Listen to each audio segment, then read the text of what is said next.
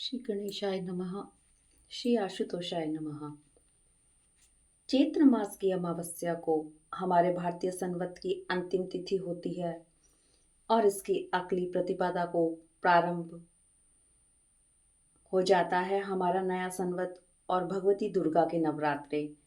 नवरात्रों के बाद आने वाली चैत्र के शुक्ल पक्ष की एकादशी को कामदा अर्थात सभी कामनाओं की पूर्ति करने वाला कहा गया है।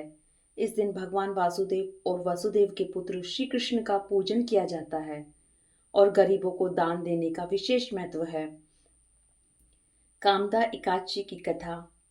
पुलकित मन से भगवान श्री कृष्ण को कोटि कोटि नमस्कार करने के बाद धर्मराज युधिष्ठिर ने भगवान कृष्ण से प्रार्थना की कि हे महाराज, अब मेरी इच्छा चैत्र मास के शुक्ल पक्ष की एकादशी के नाम, महात्म्य, पूजा विधान आदि के बारे में विस्तार पूर्वक जानने की है।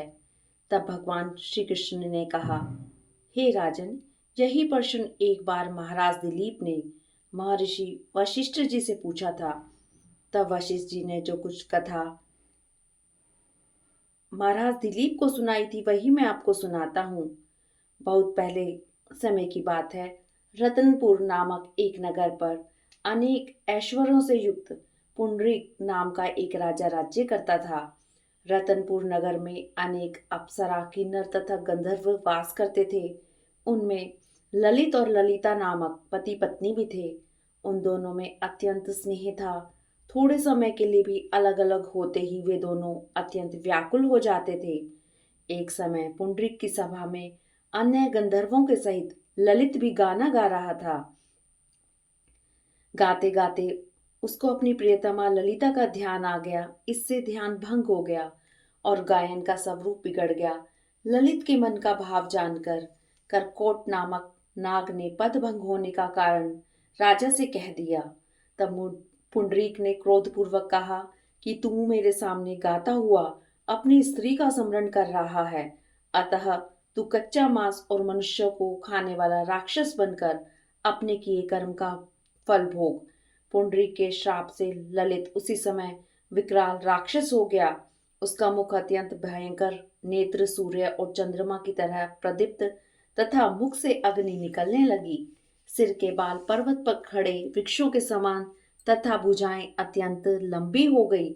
इस प्रकार उसका शरीर 8 योजन लंबा हो गया। राक्षस बनकर वह अनेक प्रकार के दुख भोगते हुए जंगलों में भटकने लगा। अब तो उसकी स्त्री ललिता भी अत्यंत दुखी होकर उसके पीछे पीछे भटकती रहती और तरह तरह से विलाप करती। वह अपने पति के उद्धार का उपाय भी सोचती रहती थी। एक दिन ललिता अपने पति के पीछे पीछे चलते हुए विंध्याचल पर्वत पर श्रृंगी ऋषि के आश्रम तक पहुंच गई।